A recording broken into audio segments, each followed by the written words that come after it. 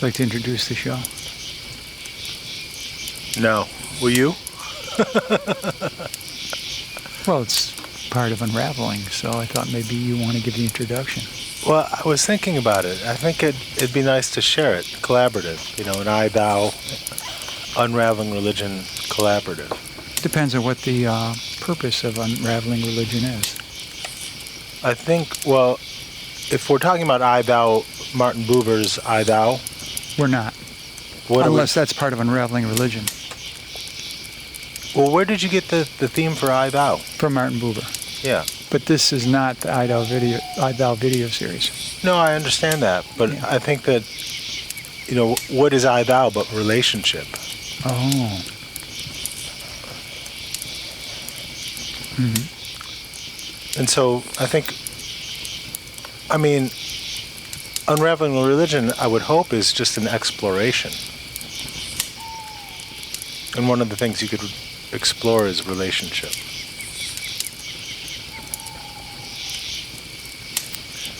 Can I start with something I wrote in my notebook? I would love that, yeah. As a planet, we have come to the end of living and the beginning of surviving. Oh. It's heavy.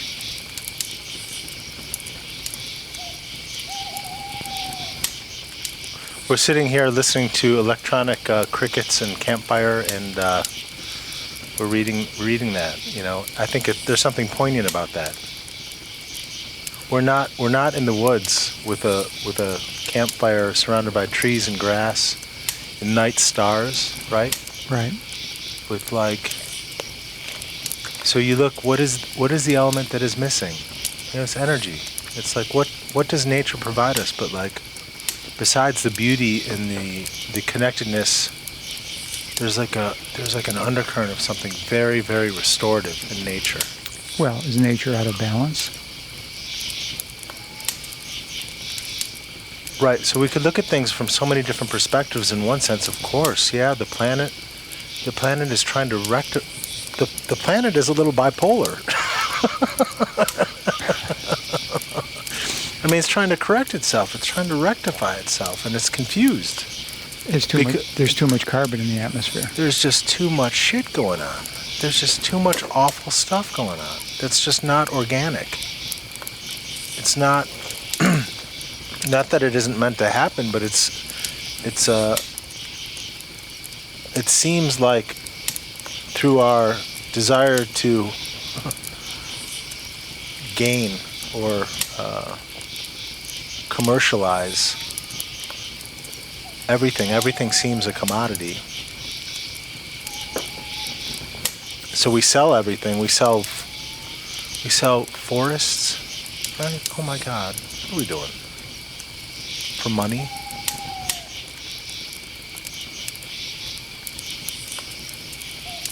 And are you do you have a solution? Yeah, no, I do, because it's a good question, and I think it's a fair question. Yeah, except I didn't mean like a solution like you are going to solve it, but do you have a way to make it move in the right direction? Well, I can offer only my perspective. I don't know whether it's a solution or like a fully baked plan, you know? But I would say that the beauty of the seasons and the beauty of the cycles that we see within nature, on Earth, and everywhere is things come this way in one way they're unrepeatable, but everything repeats itself. Patterns repeat themselves. There's spring, summer, winter, and fall. And it comes again. So you can plant trees. You can pick up garbage. I'm sure that through the scientific advancements that have caused such difficulty to our environment, that same technology could be pointed to solve those problems. Why wouldn't it be? It's just a matter of intention. It's a matter of intending to do so. You know, a matter of applying the science toward things that solve and not create problems. This was in the news this week. Yeah.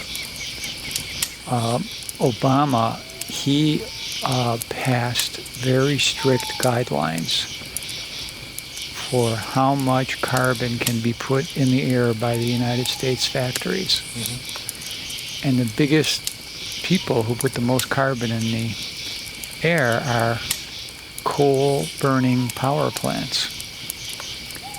This week, Trump rescinded all those regulations. Yeah. Yeah. And that's, certainly we are free to choose our path and make choices. When those choices have consequences for a large-scale mass of people and beings in the planet itself, I don't think that we make decisions in a vacuum. I think what I do affects you. What I do affect, it's the micro macro. I may do things for one reason or no reason, but that affects both my environment, my community, my planet, the cosmos, the vastness of what is, but also within me. It's not separate. You know what I mean? It's just one. And so when Trump does this stuff without even recognizing the laws of causation and karma, or you don't even have to look at it from a spiritual lens. There's just cause and effect. And he's not recognizing that he's causing elemental harm to mass people based on greed, myopia, and really ignorance about the very nature of what life is, I believe that in his mind, adding carbon to the atmosphere has absolutely no impact. Well, it has monetary impact for his cronies and probably himself. So you're looking at this, that he has a incentive to help his friends in their monetary quest. From what I can see of Donald Trump, there are two main impetuses for his behavior. And actually, the first and the second, I'm not sure which comes first and which comes second. Mm-hmm. It's to promote himself, to enhance his money, power, and status. And I don't know what comes first, chicken or the egg, cart or the horse. I don't think it really matters, because you can see in the short term it seems to be very effective what he does. But I guarantee, Richard, I'm just going to sit back and watch this shit show unravel. It's going to be horrible. Are you saying it's going to go up in flames? I'm just going to watch karma take its course. There's that old adage of when the bird is alive, it eats the ants. Right? Yeah. And then when the bird dies, the ants eat the bird. That's the law of causation.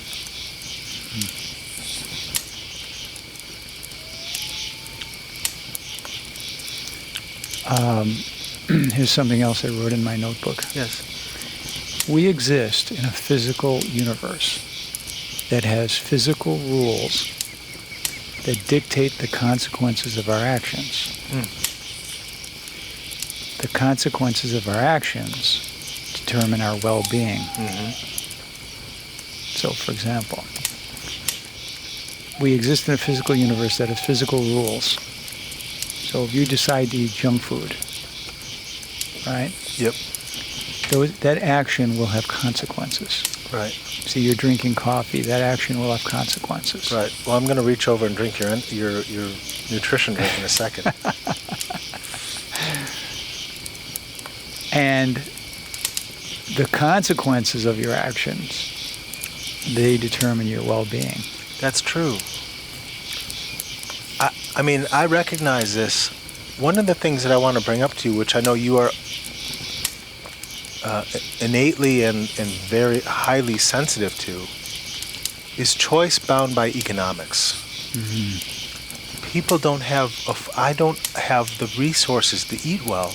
I don't have the, I mean, it sounds crazy. Like I have like a livelihood, but like I'm trying to rectify and restore a history that was so disjointedly unhealthy that I'm repaying loans and therapies and medical bills on top of trying to live and subsist in a way that is like meaningful to me now, and it's not possible. And I feel like I'm relatively competent in what I do, and I love what I do. I would not change my job for any kind of amount of money. Mm-hmm. And yet, I, like so many people, can't afford the basic necessities of fruits and vegetables. Or what about coffee? Can you afford that? Can I afford coffee? Why do you ask that question? Because you have a coffee here. I do. So what are you saying? Like I made a choice, right? This is a true... It's a choice, and it has consequences. That's true. That's true. So why did I choose this? Because this coffee was, I think I got it actually at a place that I like to go to, Cafe Aroma, where I have like a former or current, I don't know, it's like a social environment. So I go there for a little bit for the social element because there are nice people that I've known. The coffee's a little more expensive. I think this coffee was $2.83. It's expensive. So the days... Relatively speaking, it's expensive for coffee. But what I'm saying is that, why did I do this instead of food? So I got the social element. The caffeine suppresses my appetite, and it keeps me awake. Plus, I find it enjoyable.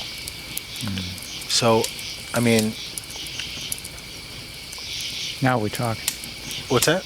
Now we're talking about the ideas that we live. This is important. It is important because it's also genuine. It's not that I don't decidedly or pointedly make poor decisions, but while the basis of consciousness is not economics.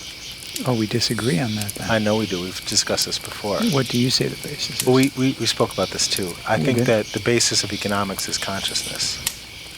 Oh. It's the inverse. So I think that... But what is the basis of consciousness? We can explore that.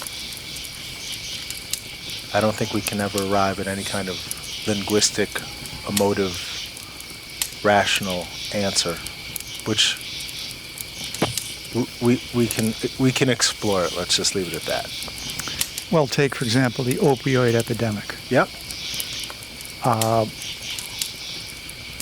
It starts with people wanting to take the opioids.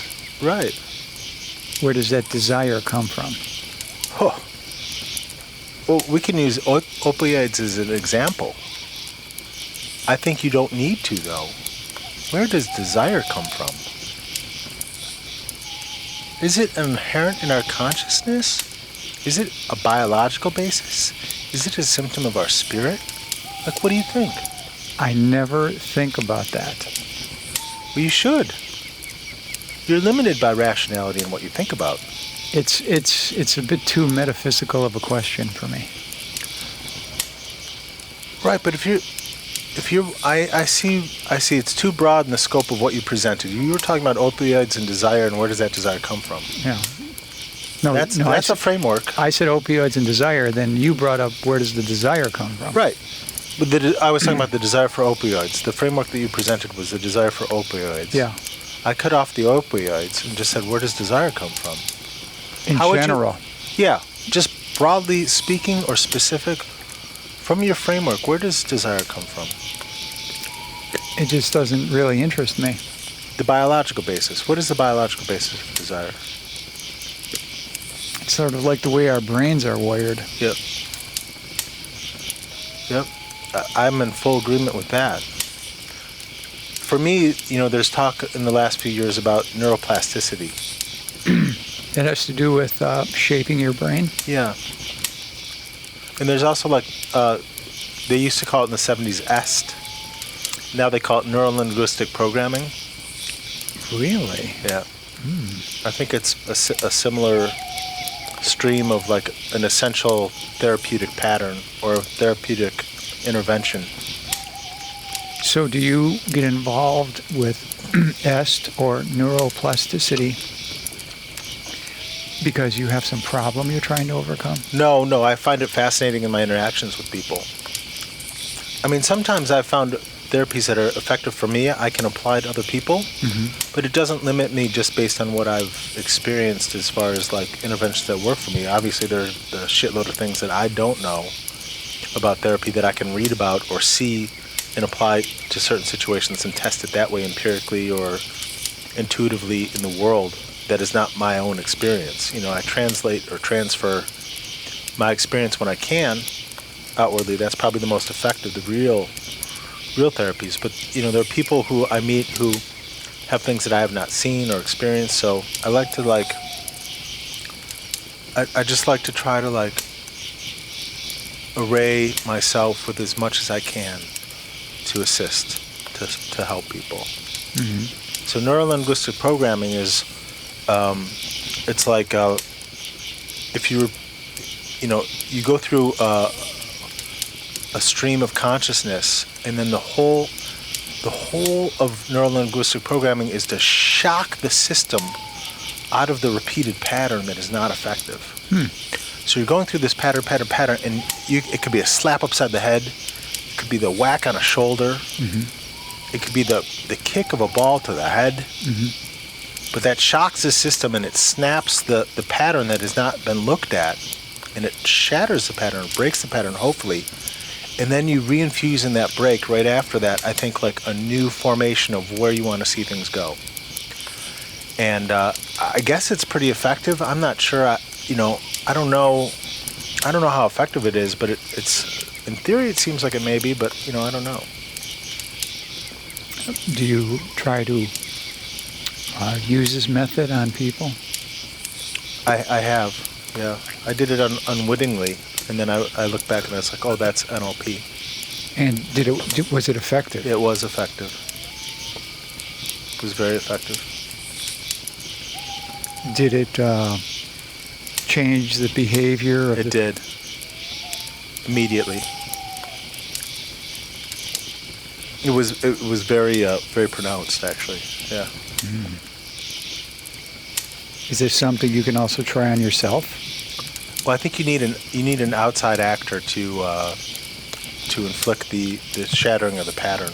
You know, because anything you set up for yourself, unless it's randomly intermittent, you're going to know it's coming. So it's something that shocks you that you can't expect. Right. You can't surprise yourself. Right. Yeah. I mean, yeah. It needs chance. Right. Yeah. Can't be planned. Yeah. Yeah. It's like the Zen masters of old. How old? The Zen masters of old. Are we talking before the year 1000? Is that important? Just want to give it some context here. Well, what Zen masters of old would you like to talk about? I just want to know which ones you're saying it's like the Zen masters of old. Well, there are many adages, stories of Zen masters. Yeah, I'm trying to figure out what was the decade, the century these people were living in. I mean, you could 1300s. I don't think it matters, really. Truly, it doesn't matter, because throughout the ages, throughout many times and places, the spontaneity of response and question and answer is always. It can be quite transformative, transcendental, just cutting across or through oneself, one's psychology and psyche into something that... Did the Zen masters of old use neuroplasticity? Well, I think it's a different frame of the same medicine, yeah. Can I read to you something else from my notebook? We are constantly bombarded by images of unattainable lifestyles inhabited by smiling people who have no problems. But we see that the world is full of problems, and we're never told what to do with the emptiness that the false promises leave behind. Right.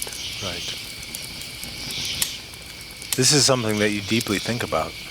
The effect of entertainment on the population. Yeah. It's mind numbing. It's solution numbing. Right? We could be pointing ourselves to solve or help one another instead of watching Dancing with the Stars, right? I mean, yeah, I mean, there's options open that everybody has. But doesn't peer pressure sort of affect people so that it reduces the options? First of all, I have to say that this is like, I notice a subtle shift in our conversation, which I genuinely am enjoying, which is that I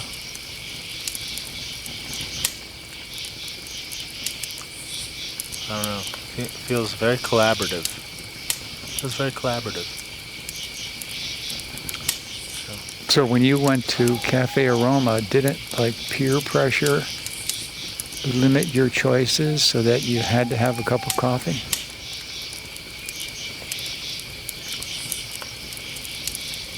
No, I think it was economics. But you said it was $2 and some cents. Yeah. That's one of the least expensive drinks there. If not the least expensive drink. It's one of the least expensive. I mean, was water out of the question? Well, water doesn't suppress the appetite, and it doesn't give you immediate bolst of energy. And the taste, this is a whole model or template, which is fantastic. Uh-huh. Why don't we, that we're selling water is one thing, but people don't tend to naturally drink water the way that I would think, at least I don't, right?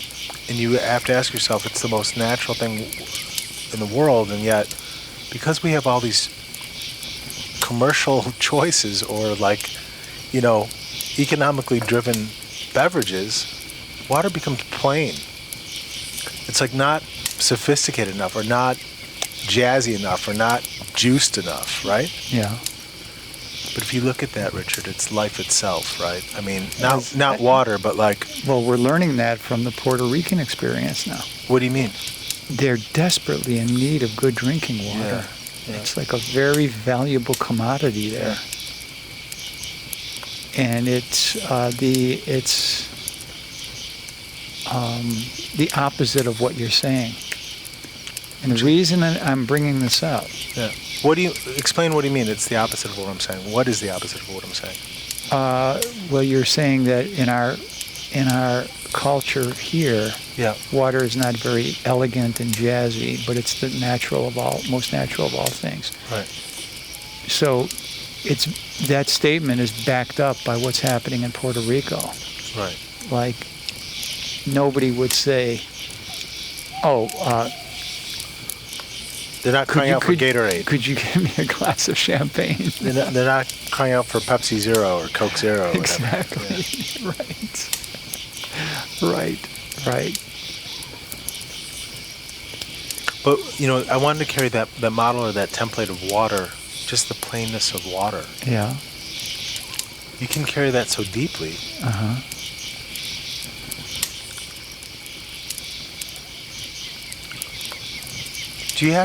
Does one have to accustom themselves to simplicity?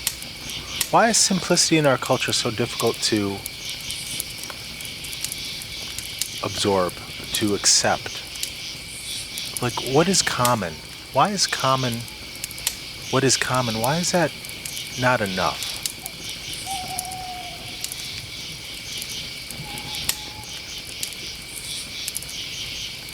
You know what I'm saying? Like, today, was this enough? Like, I spent most of my day truly thinking about what I was going to do next or how I was going to attain something else. Meanwhile, if I would drop back into my self, below my thought patterns, into like quietness, then a tremendous shift happens, I think. And that shift is not, and we talk about like desire, the opioids and desire, where does desire come from? Even from the biological basis. They're desires that we have for things, but desire in of itself is, I guess, a necessary part of the human condition. We need to drink water. We need to eat. We need to have human affection and love, right? We need to be clean. There's a need. Our dignity demands these things. That we have our these dignity. things. Our dignity demands these things, of course. I never heard it put that way. Well, when you take away these things from someone, you're taking away their dignity. Can one live without dignity? Oh, what the fuck is this world doing? It's traveling through the cosmos with no dignity. Not the planet, but the people on it. Huh. I've never heard this expressed this way before. Well, I think it's just true. Do you try to live a life with dignity? I don't think that would ever be an aim or a goal. Oh. But I think I try to do things that cultivate that. So you don't try to live a life of dignity, but you try to cultivate dignity. So, right? Can I seek to obtain dignity? Why is that not obtainable? It's not obtainable because it's like a seed in you. It's what you really are. It's your very. You want to talk about what is consciousness? Your dignity and your consciousness, from my vantage point, are inseparable. They're one. What you are is dignity, Richard. What you are is dignity, moving through this world with compassion, trying to assist what you can when you can. That's dignity. Dignity is compassion. Dignity is self, your consciousness, below your thoughts, that drive your thoughts, that birth rationality, that birth compassion. And so we're so disjointed commercially, and we spoke about this, the disconnect in our community with things. What does that disconnect disembody us from? It is from our inherent dignity, our inherent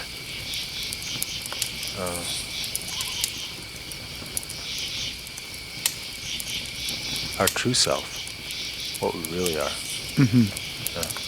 And how can you tell when you've met somebody who is not living with a sense of dignity? What are the symptoms? I'd rather talk about someone who I see who does. Well, see, that's a thing. Often you learn more about what something is by learning what it is not. I don't think Donald Trump is dignified. Okay, so that would be an example of somebody who's not, doesn't seem to be pursuing a sense of dignity. Now, if you'd like, I'm happy to talk about the reasons why I feel that that is true too. Sure, I'd like to hear that. So when I see that person, right, I wonder about him a lot. Like I think everybody does. I'm like, is it Alzheimer's? Is it narcissism? Is it some cosmic joke that his last name is Trump?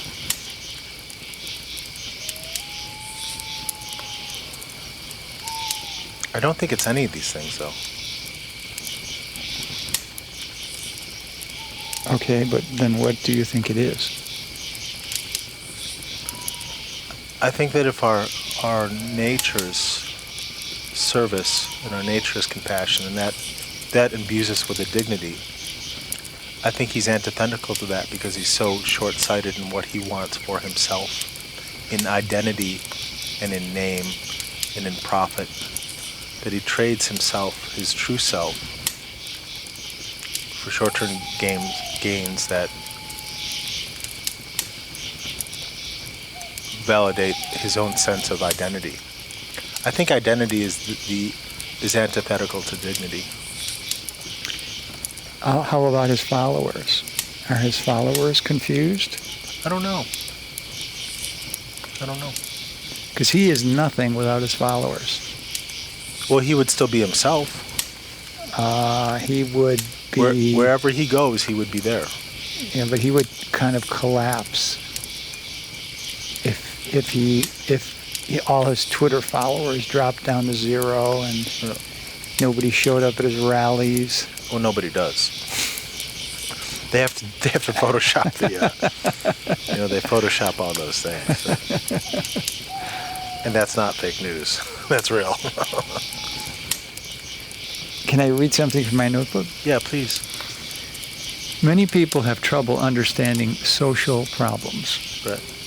as opposed to individual problems. If you look at any society that has economic inequality, you're going to find the following social problems: spousal abuse, teen pregnancy, alcoholism, nutritional deficiencies, drug addiction, emotional disorders, and racism. Yep. That's just true. And it's not what some people think, that those are all symptoms of people with weak minds or that they are weak individuals. No. It's that ideas rule societies, and those ideas have real consequences.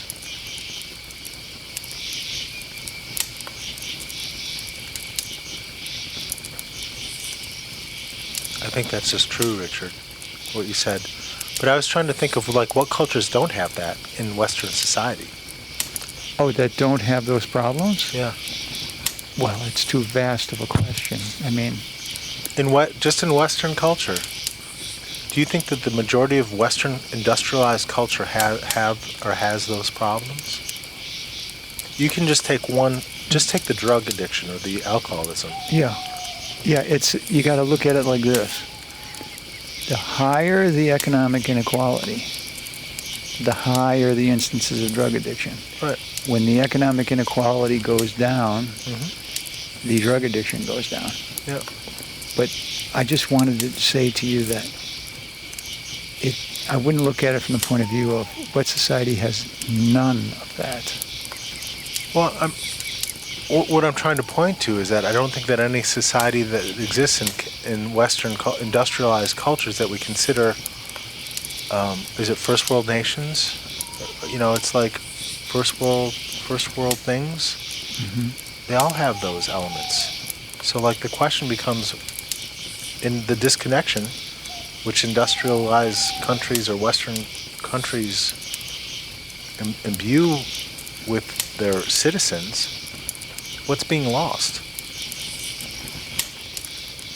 And what answer do you have to that question? Well, if you're commoditizing things, if things are a commodity, Yeah. if you're selling water, Yeah. you're selling water. You're buying land. So you're saying these things are commonly held by everybody. They're not meant to be held by one person and sold to another. No, they're not. They're to be shared, but what prevents us from that? It's the seeking of identity. It's the bolstering of identity, the seeking of identity. If you drop your identity, we can ask or answer or explore if that's possible. I mean, in this moment, if there's no struggle between us, right, then naturally we share. There's a natural respect that arises, and I think that that's just true. Are you aware of what happened with the rain in Brazil? The Brazilian government had a problem with, it was running the water department. You know, it was the water department's job is to make sure there's clean water, make sure that if there's a water break, they go fix it. See? And they bill people for their water usage. Well, the Brazilian government asked if there were any private companies that wanted to take over the water business. And this company stepped forward, and they purchased it from the city, so now they are in control of the water with the city's oversight. And they bill people, and then they keep part of it as profit, and the rest of it they put into the infrastructure. Well, they felt they were being cheated. The company, the private company? The private company thought they were being cheated because they noticed that people were collecting rainwater and like using that for their gardens. So it was bypassing the water that they were supplying. Bypassing their profits. So they asked the Brazilian legislature if they could pass a law prohibiting people from collecting rainwater. Right. And based on their lobbying efforts and their political contributions, it got passed. Yep. The people rioted. Yeah. Like the people said, it's one thing that you are taking a common resource like water and you're charging us for it. Right. But rainwater you're going to charge us for? Right.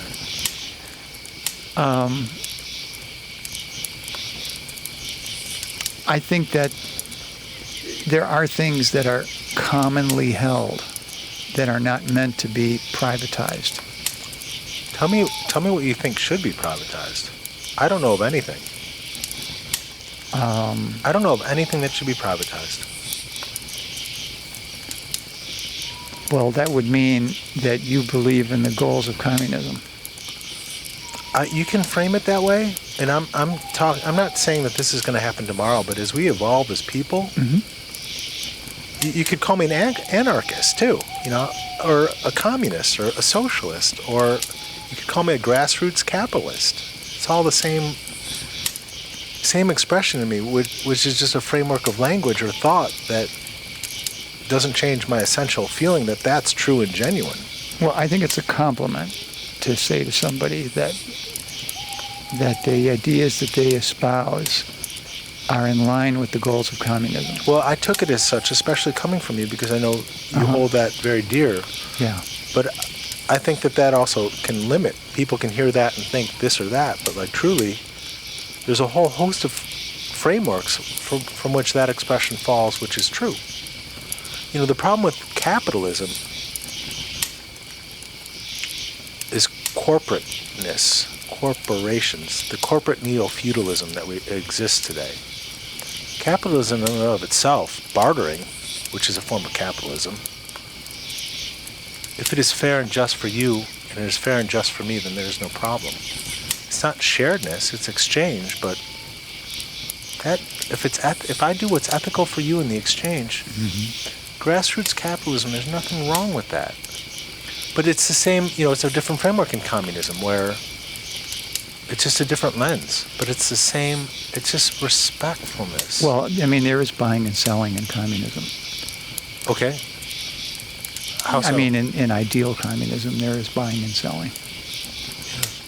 But, for example, tomorrow is a Sunday, so there's going to be a lot of football games on TV. Those teams are owned by somebody who doesn't know a thing about football. Nor do they care. Well, they hire people so that it can maximize their investment. The same thing happens with religion. Wow. Religion is owned by people who do not care. I guarantee that that's true someplace.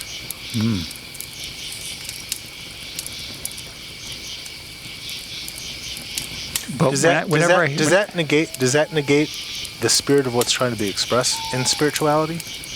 Well, you? I was just trying to make a point about, capitalism is not buying and selling. It's owning by somebody who doesn't really know anything about the thing they own except the fact that they own it. Yeah, I don't know that that's true for me. It's true for you, I know, but it's not true for me. I think grassroots capitalism bartering is like... Oh, but I know what you're saying. What you're calling capitalism, what I'm calling capitalism are two different things. I think we can agree on that. Yeah, no, I agree with you that that's true. That what your view or lens of capitalism and mine. Yeah. See, I'm trying to describe the actual world we live in. Right. Well, and I think you're saying it could be made into X. Right. Well, or it has been in previous, or exists in some places is that way. Listen to this line from my notebook. Yep. I looked at those pearls hanging in the window, and I tried to imagine how, if I could wear them, how my life would be changed. Oh,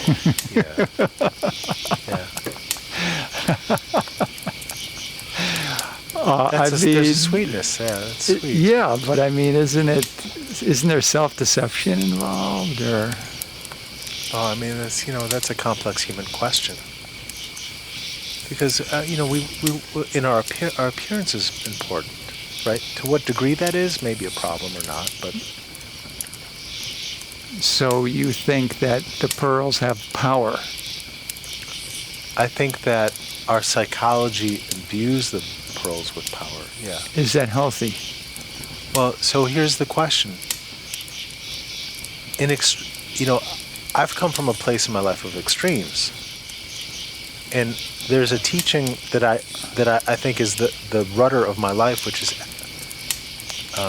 there is wisdom in moderation. And how does that apply to the pearls thing? I think that if it's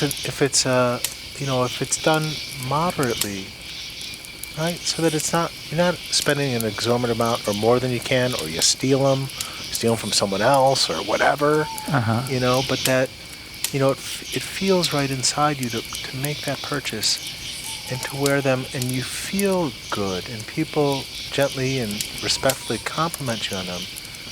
They become the fodder for genuine human exchange, and because we wear clothes, right? We can wear things that make us feel good and make us appealing to others. There's nothing wrong with that. It's just if it's done in extremes, then it's problematic. Very Aristotelian of you.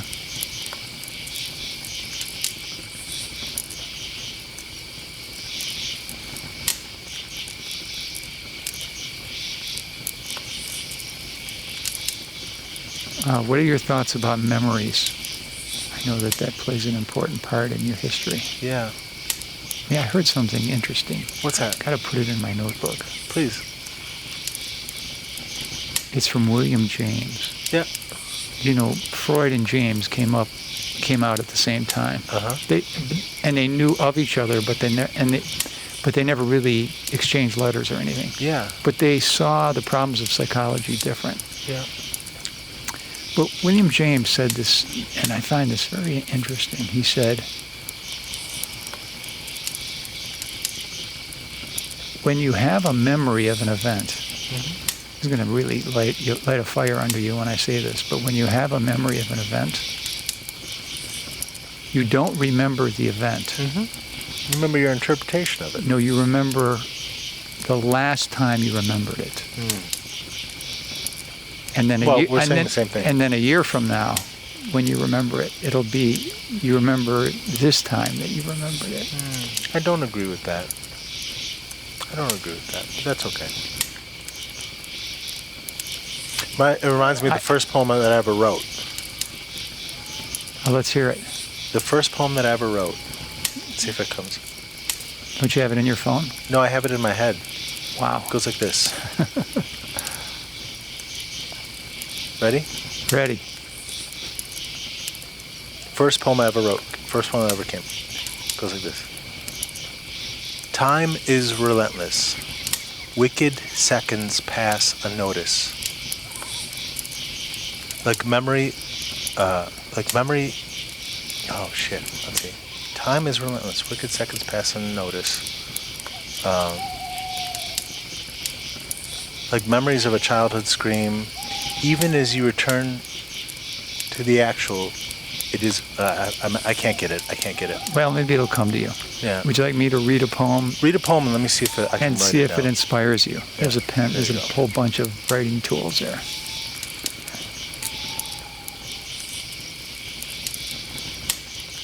Tell me when you're ready. Go ahead. I'm ready.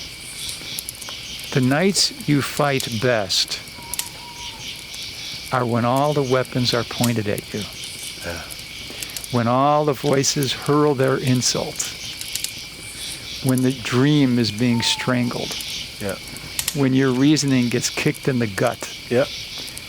The nights you fight best are when the laughter of fools fills the air, when the game is fixed, and when the crowd screams for your blood, when the chariots of gloom encircle you. The nights you fight best are on a night like this, as you chase 1,000 dark rats from your brain, and you rise up against the impossible, and you walk through the flowers of defiance and move on. Where did that come from? I don't know. I copied it from somebody and put it in my notebook. Is tonight a night you fight best? Well, I think that that's true. There's a truth in that. I don't know that tonight is, but there's a truth in, Yeah. there's a honing that takes place under distress, under stress, under Like sometimes opposition. you rise up against opposition. I don't think you rise up. I think it what you are is it recoils. Like that shit comes at you and then you recoil. This is who I am.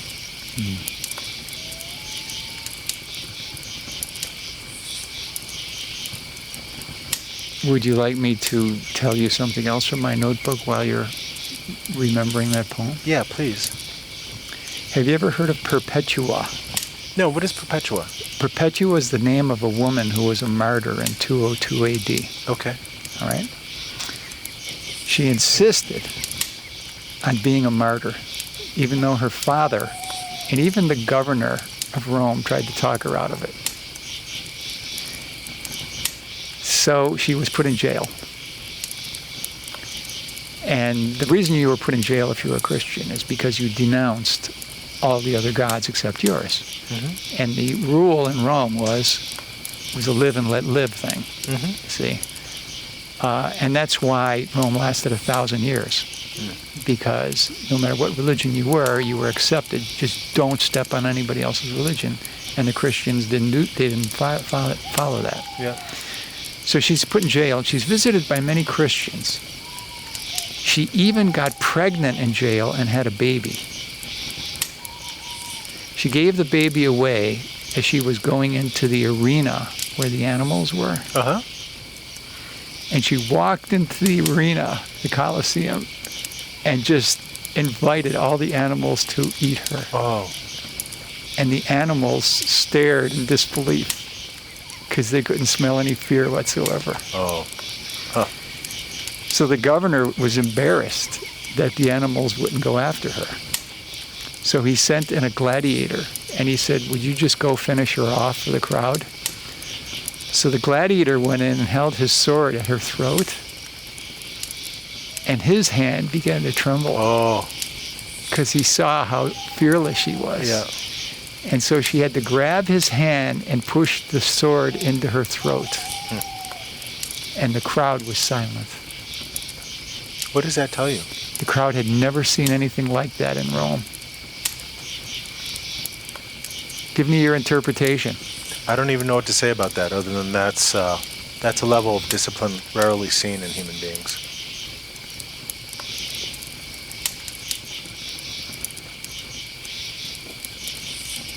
I think I got the poem. I'm ready for it.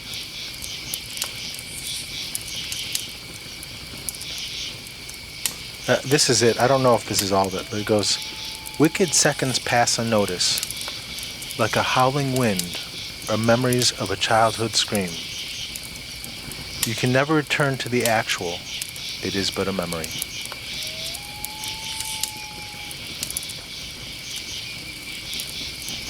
So it sort of addresses the William James position. Yeah. Well, the William James position sounds to me like memory is built on memory. Yeah. And you're saying that in this poem, are you addressing that at all? Are you saying memory is built on the real event? No, I'm saying that I'm saying memory is memory, and the actual event is the actual event. I see. So you're clarifying, and you're saying don't confuse your memory with the actual event. Right. It's not distorting the actual event, and it's not distorting the memory. It's just separating them. So it is appropriate that you brought that up in response to the William James thing. Yeah. But I don't think I have this in its exact form, but that was essentially it. This is the first poem that ever came to me. Is it written down somewhere? Or? Yeah, I have it on a sheet of paper someplace. And I know, it's funny when I recite a poem and I get it right, I know inside myself that is true. Like I feel it. So your inspiration is, does it come from another source? Because you said it came to you. Yeah, I think so. I think like everything comes, it's like sensitivity. Mm-hmm. I don't think of things as mine. Like in my narrative in myself, Mm-hmm. that's my work, is to negate what I think is mine. Because I think everything is given here. I don't think that, and I think that that's the problem with identity, is that there's the illusion of ownership, of propriety. Mm-hmm. But really, you can talk about it from a Jewish lens, right? That there's a tractate in the Talmud that likens this world. We are like poor men, and the owner of the house, the Baal Bayit, is the true owner and the creator. And so if you don't recognize that you are a poor man, you may think you are a rich man. You may think you have many things, but you're not seeing things in proper relation to the true source. And if you see things in relation to the true source, then you understand that you are a poor man at the Sabbath door. And then, only then, can you operate from a basis of truth. What is truth? I don't know what truth is, and we could discuss it, but I know that an expression of truth is humility. Because if you have humility, then you are seeing your proper self in relation to what has created you. Because everything is given. How can you boast at all? It is all a gift. Then the question becomes, what do you do with the gifts? Do you use them for yourself? Or do you give them away like it has been given to you? Mm-hmm. So.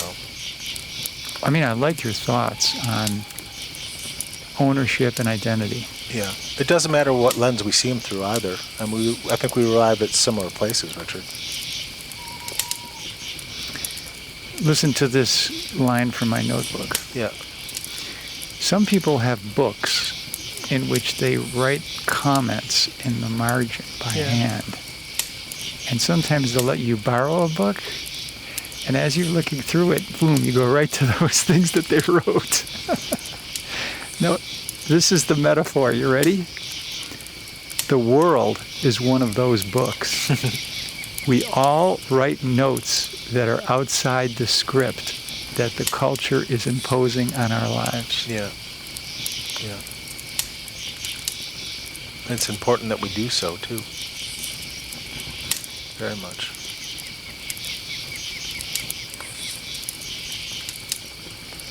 Do you have any poems from yourself? Ownership. Stay away from ownership. No, but I mean, that you've written, that have come through you, or that you've written. You're flirting with ownership. Come on, guy. Are you just being self-effacing for no reason? I'm saying I don't believe in ideas and ownership. That what you just said resonated with me. Uh-huh.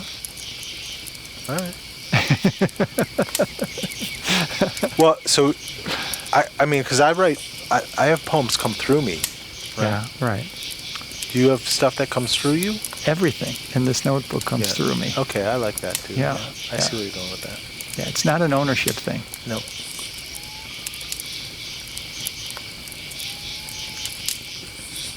So how much time do we have left? We have about 6 minutes. Okay, listen to this line. You're going to love this. Okay. You're going to love this. Yeah. I predict.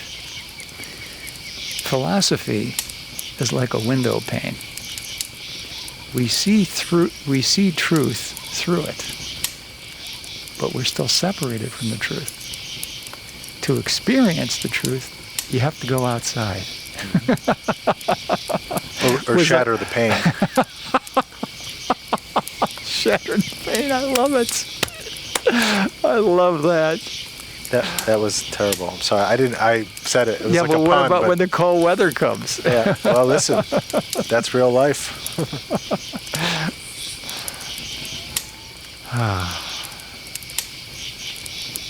The baffling, most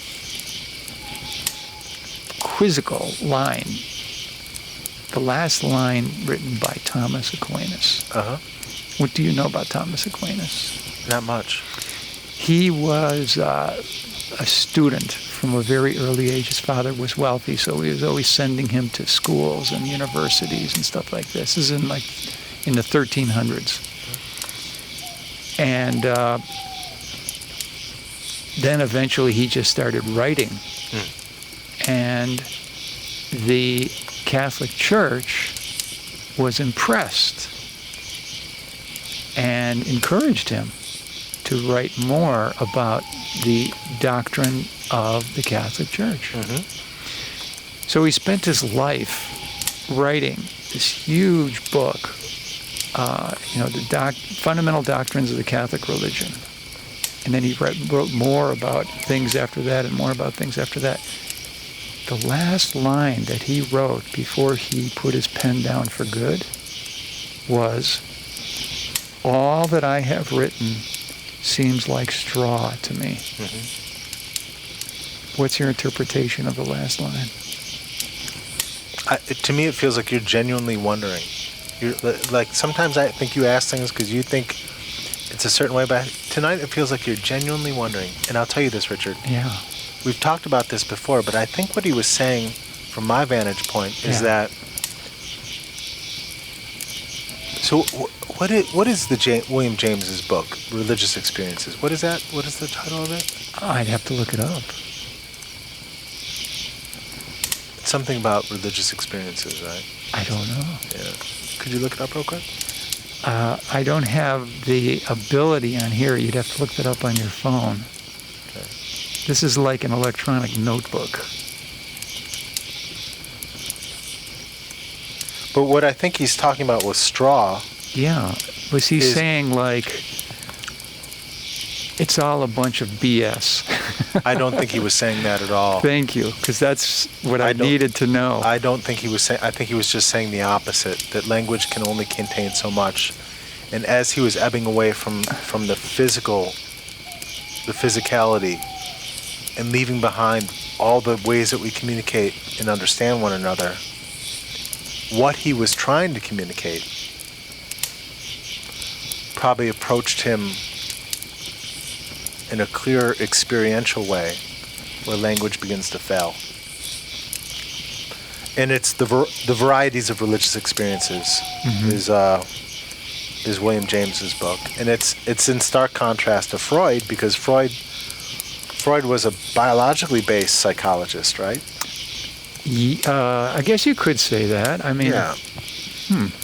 Yeah, I think he would say the subconscious is a part of your brain, yeah. Well, that's a fascinating thing, because I've heard things, and I've experienced this myself, where I think that it's not a part of your brain. The body is the subconscious mind. The body itself is the subconscious mind. I mean, you look at the brainstem, spine. When I've gone for like therapeutic massages, right? And they'll hit a point someplace on my leg, on the back of my leg or my calf, in a memory long lost, forgotten, that was profound, maybe painful, pops into my mind. Because if we can't process things as they come and we suppress or repress them, I think that memory is stored in our body, because our body is our subconscious mind. See, this brings us back to memory again. Yeah, it does. Fascinating. Yeah. Stored memory. Yeah. All right, say goodbye to the people. Well, hey, Richard, I drive in from Rochester for this, and I'm always so grateful to share time with you. You know, you're my good friend, and it's such an honor to be with you and enjoy friendship in a mutual, like, respectful way, you know? So thank you so much. You're welcome.